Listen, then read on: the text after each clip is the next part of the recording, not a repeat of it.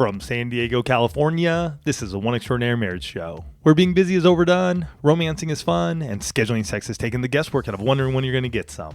I'm Tony DeLorenzo, your co-host, along with my beautiful wife, Elisa.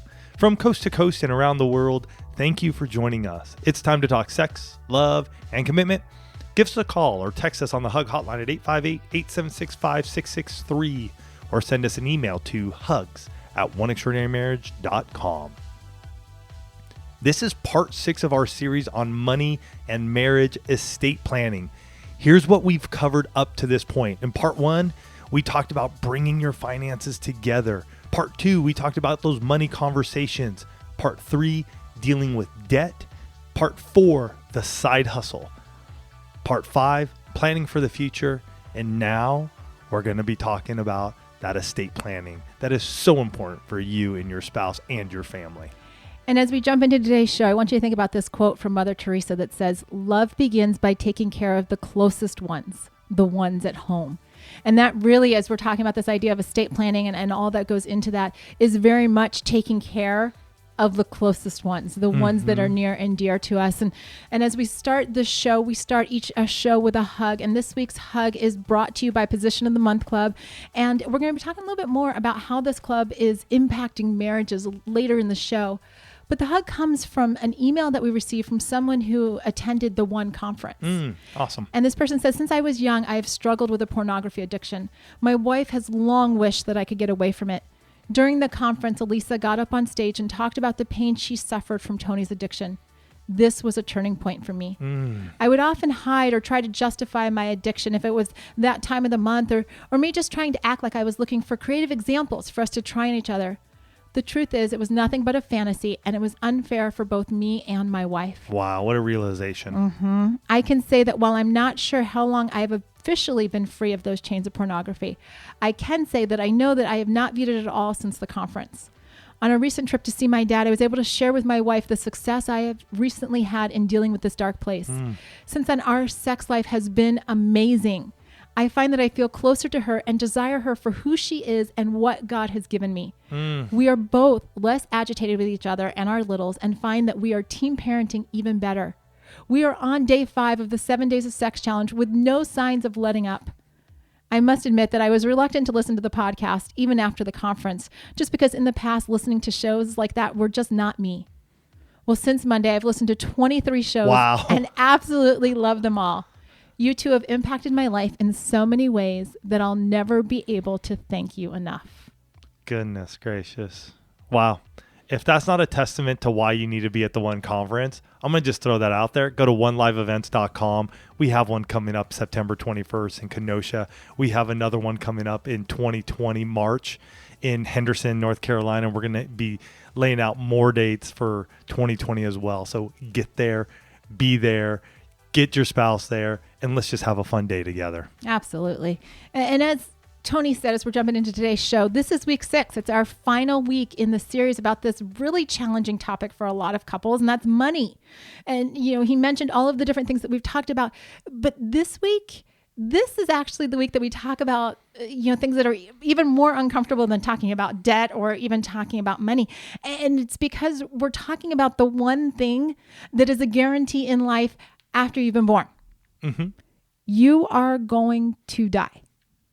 It's hard to hear, and it's not something that even Elisa and I want to face at this point in time. And yet it's going to happen. And I just want to share that we don't know when it's going to happen. We all feel like we're going to live long lives. 2 years ago, I lost my dad at 69 years old. And I believe my dad should have lived to his 90s.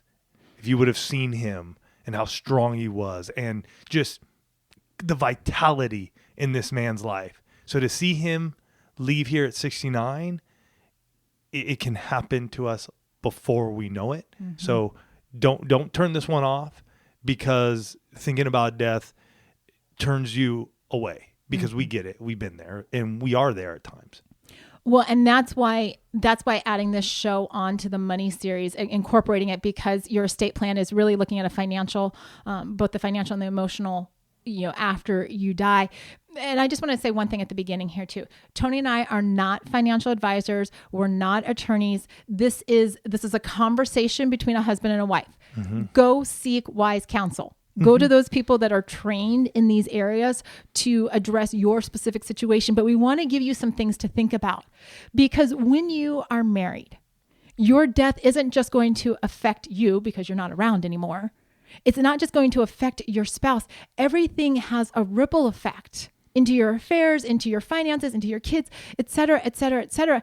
And so your ability to plan, to have those conversations, as hard as they are, and I get it.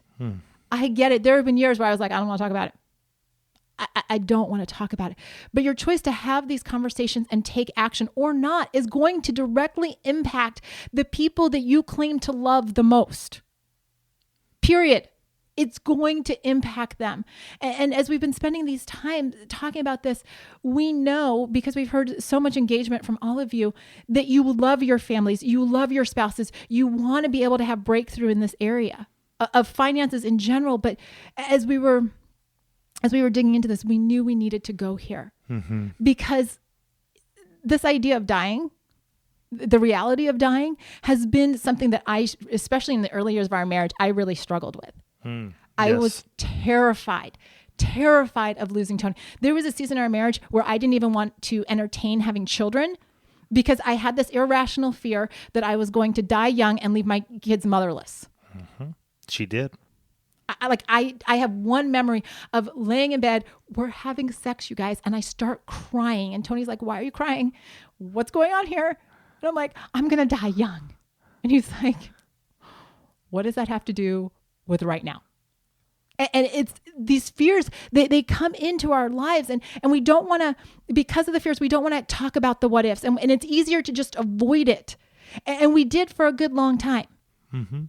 You know, when we started having kids, we got little life insurance policies because we're like, oh, that seems like the responsible thing to do, right? So we had these tiny little policies. And then 6 months after our daughter was born, there was a family member who drowned in a freak accident. And he was the stay-at-home parent.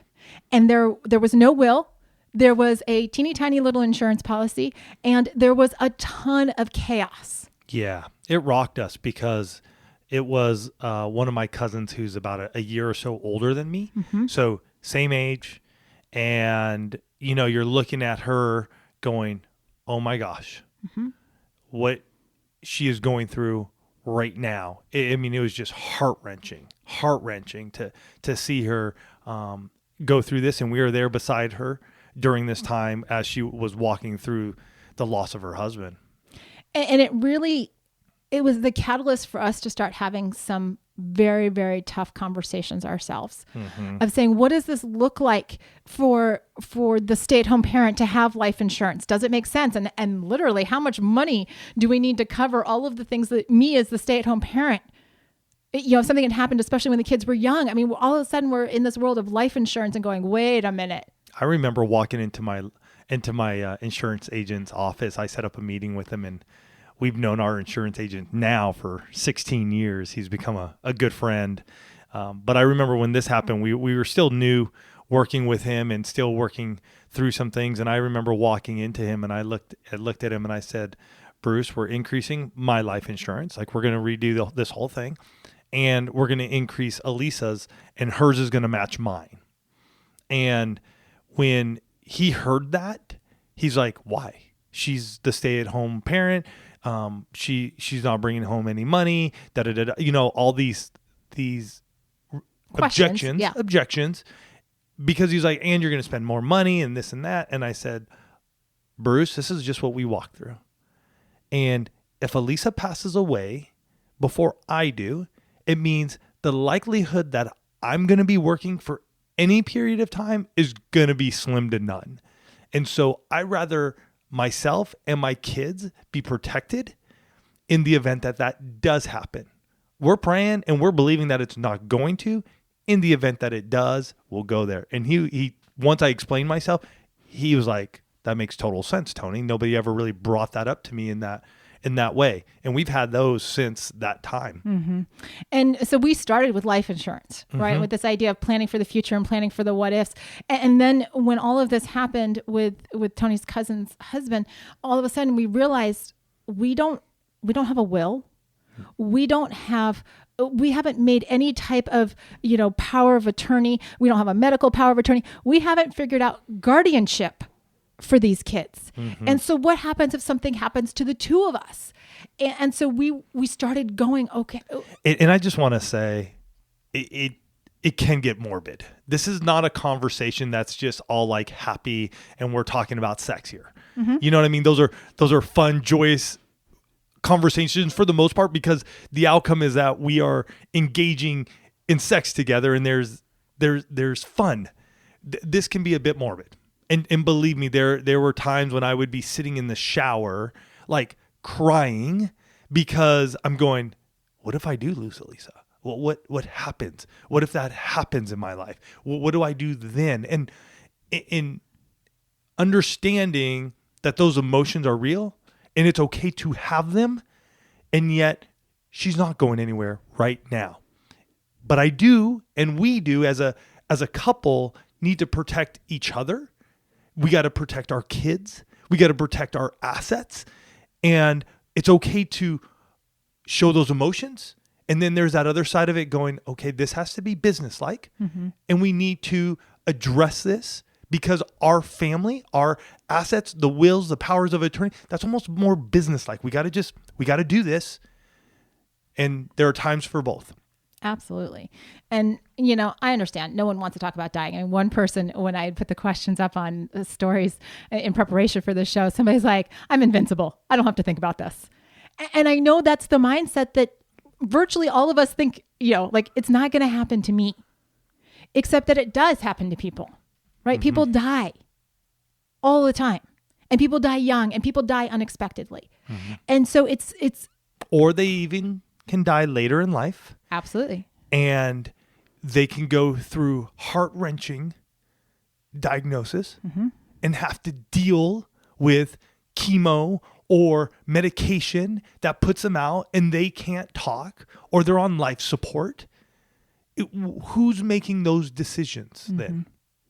Because honestly, that's not a place you want to be. You want to be in a place where you can together, like Elisa and I had to sit down and go, I remember us just talking about that and just going, well, do you want to be buried? Do you want to be cremated? And for me, I just want to be cremated. You know what? It's cool. That's totally fine. And Elisa doesn't have to have any concern on her head if I go before her, that if she needs to bury me in the ground, no, just cremate me, put me in an urn. I'm good. Let's roll. Sorry. I'm remembering that conversation. And I'm remembering it. And, as we look at what's going on in the one family, we know, based on what you shared with us, that roughly 25% of you have taken the time to create your will. 16% of you have a trust, which is this overarching collection of documents that really direct more than just end of life, of death, but also look at power of attorney and the guardianship and the medical power of attorney. It's all these different things. And 78% of you have life insurance. I'm thrilled that number is so high. Mm-hmm. And so what that tells us is that there have been some conversations about the what ifs, about the future, about, God forbid, when it happens. But there's still this place of, okay, why do we need an estate plan? Why do we need to have these conversations? And, as Tony and I were talking about this show, it made me think of the fact that our military, when they deploy, right, their spouses that are left at home have power of attorney. Why? Because there are decisions that need to be made. There are going to be, potentially there could come a situation in your life where you are medically incapacitated. Which is what I was sharing. Which is what you were sharing, exactly. And so to have that directive. I mean, it's not just like, do you want to be buried or cremated, but what are your wishes regarding life support? Making decisions about guardianship for your kids. This is a tough one. Believe me, this is a tough one. And there probably is never going to be the perfect way it's going to work out. But I will tell you, and as we were going through this one, Elisa and I realized that we need to go over our will and our trust. Mm-hmm. It's been a while. And even though I'm not horribly, or not horribly, but even though I'm not ecstatic about who the guardianship is in ours currently, at least I know my kids are going to people that I know and trust. And they're not going to the state. They're not going to be handed over and maybe they go here for a week or two and then there and then until the state finally figures it out. Well, and that's a really good point, because there may be some of you listening to the show going, we don't need this. We don't have a ton of assets. We don't own our house. We don't have a lot of money. We don't and you're disqualifying all of this. If you have children, you need to at least have the guardianship document created, because if you, depending on the state, if you don't make a decision in the event that something should happen to both of you, mother and father, if you don't make a decision and put a legal document in place, the courts can and will decide who has your children, which also means that after you're gone, there will be family members fighting for your kids and creating chaos, and your kids are already grieving. And yes, is that morbid? It is. Does it feel uncomfortable? It does. Some of you are like, but I don't even know where to start. Create a list, right? We can't be so fearful and so avoidant that we don't do what's in the best interest of our families. And you guys are doing it. 78% of you have life insurance. So for those of you who don't, go get some life insurance. I mean, go Google it, go talk to your insurance agent, get something at least to cover each of you in the event, not in the event, but when you do pass, that at least your spouse has money to go through cremation, burial, all of that. And real quick, like, that's not cheap, you guys. No, it's not. It can be thousands of it. Like, it's I sat in the shocking. mortuary with my mom when we were dealing with my dad, and I'm like, holy cow, okay. But at least have that set aside. Those of you who have wills, you need to get your trust set up. Those of you who don't have a will, you need to get that set up and started. We have to address these areas. And again, I believe there are two sides of this. There's going to be the emotional side. Mm-hmm. And I'm all about sharing those, showing those, and being emotional. And yet at the other side of it, I believe that there is a business side that we need to put our game face on and just go, this is something we need to do to make sure that we are protecting ourselves, our family, our kids, our assets. And again, assets don't always have to be monetary or buildings, but those who look up to us mm-hmm. and call us mom and dad. Mm-hmm. Absolutely. And you know, it's so easy to let fear prevent you from taking action. It's so easy to say, you know what, we'll just, one of the things that I heard often in the responses, or I read often in the responses, well, it's just not a priority right now, or we'll get around to it, or we're just lazy, or, you know, all of these different things. We're busy. Busy will kill all of us. That word alone will kill all of us, and I will be one of them who stands here with my hands raised that, oh my gosh, I'm busy, and that's why doing this episode really brought to mine and Elisa's attention mm-hmm. that we just need to go through all of ours, and we got to just send it all over to our attorney, and it needs to be on our calendar. And there is no time for busy. It doesn't matter if we're tired or we're not feeling great. It's on our calendar, and we're going to go over this, and we're going to get it done. And I'm glad you shared that, because so often people think that we've arrived and that we've got literally all of our stuff together. Oh, no. So often, you guys, the show that we're doing is because we still need to work on this area in our marriage. And yes, things have changed, and we want to talk about some of these different areas. But before we do that, we do want to share about Position of the Month Club. We mentioned them a little earlier in the show. And, these faithful partners that have come alongside of us are experiencing, oh my gosh, unbelievable transformation in their marriage. The breakthroughs that not just the wives are happening, but husbands. I know. Can I like in the last month, the amount of breakthrough that some of the husbands in the club have had has literally been mind-blowing. It's like the little mind-blowing volcano head emoji is really what I'm thinking of. And it's our desire to reach even more couples with hope and practical tools and resources.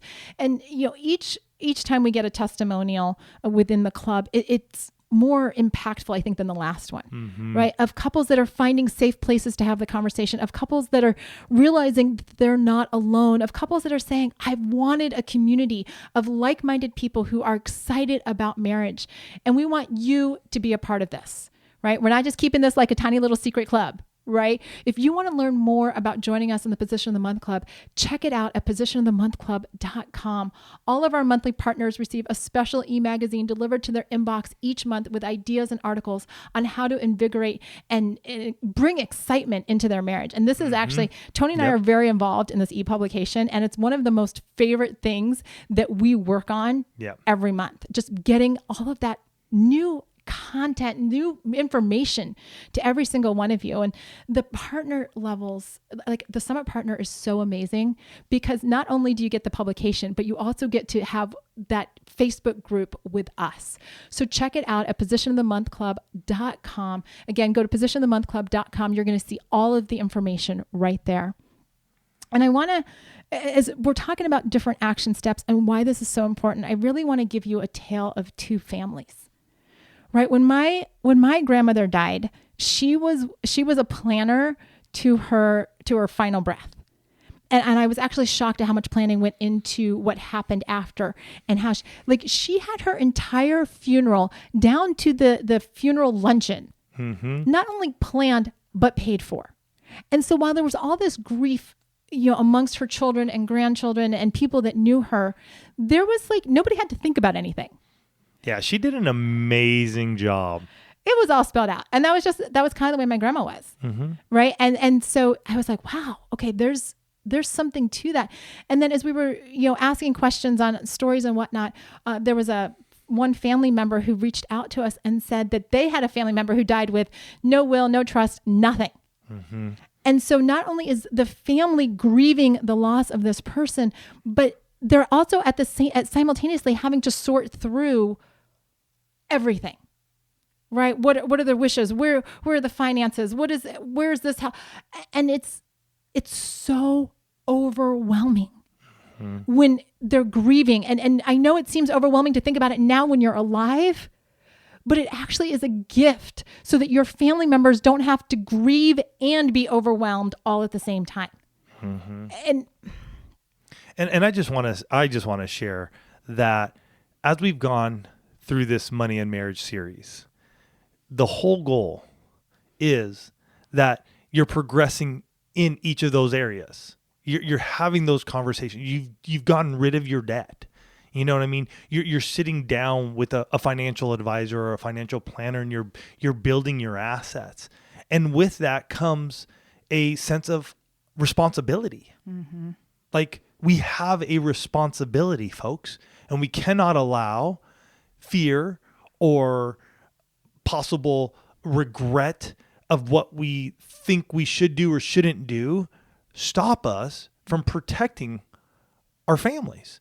And I do have to say, when Elisa brought up her grandmother, how it pretty much went smooth. Even my dad's passing went fairly smooth. There were some areas that we had to address, but it wasn't super crazy.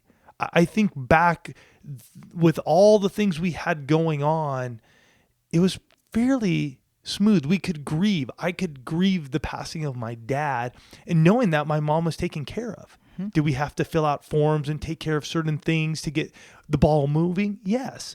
And yet I was so thankful that dad did that for us. And coming from a son who has a mom who's still alive, who's still young, it's helpful. You know what I'm saying? And so the chaos that does come when you don't set something up, you may not be around, but I don't think this is about you at that point in time. It's about your family. What you need to think about right now is, how do I best set it up? How do I set it up even for my own life?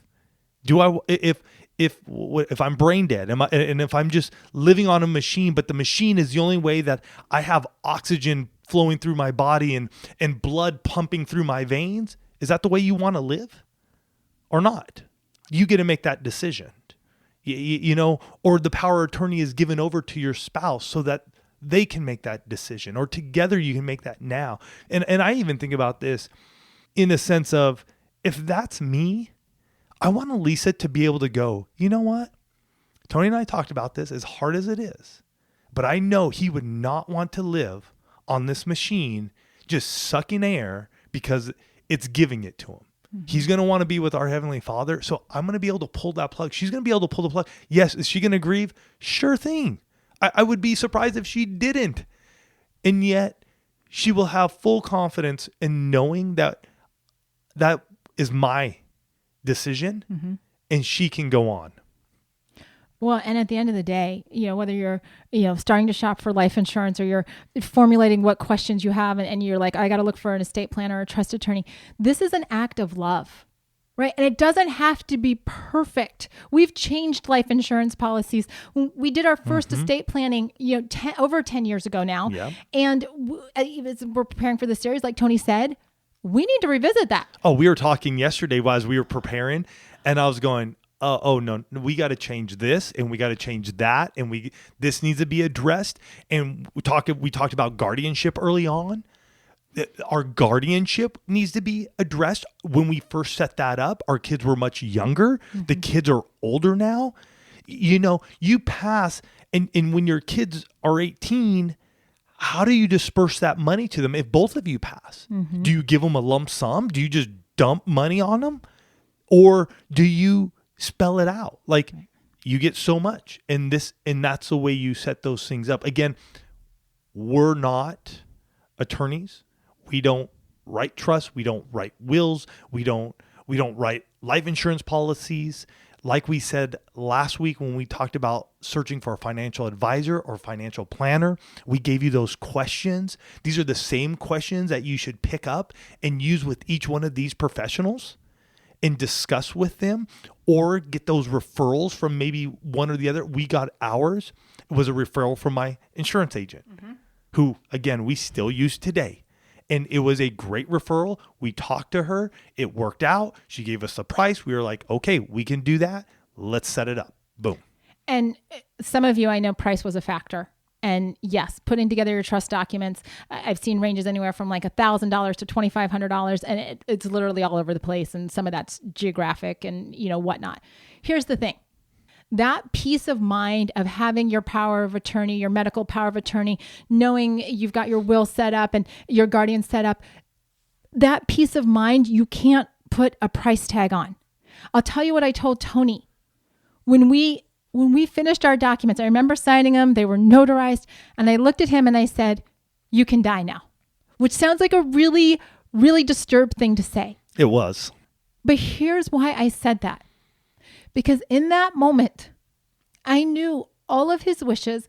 I knew that there was a plan. I knew that I was protected. I knew with certainty that I wouldn't be thrown into this place of chaos. So it wasn't that I wanted him dead. It was that if he did die, when he does die, that we have a plan that I can pull out those documents. We've got multiple copies. Lots of people have access to them, and say, here's how we're going to do what comes next. It's a certainty, because let me tell you something. Death is hard. Having these conversations is hard, but death is only hard for those that are left behind. So take care of them. Don't shirk away from this conversation. Don't say, I don't want to think about it, because it's going to happen. Mm-hmm. So please love your spouse, love your kids enough to say, you know what? We're going to push through this being hard. Mm-hmm. We're going to do this. We're going to cry. We're going to have those emotional conversations. We're going to, maybe go back and forth over guardianship. But at the end of the day, when we've got a plan, we also have a sense of security that we know that we've talked through this, and that when it happens, we're not going to be thrown into massive chaos. Yeah. What a tough topic to bring up.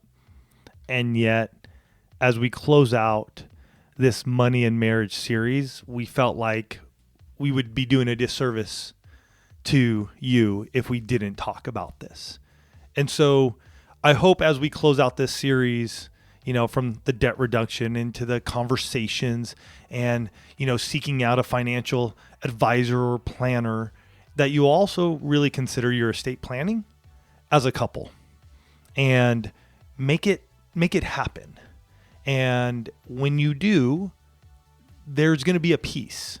Like Elisa said, you know, when we got the documents, and she did look at me and she said, you can die now.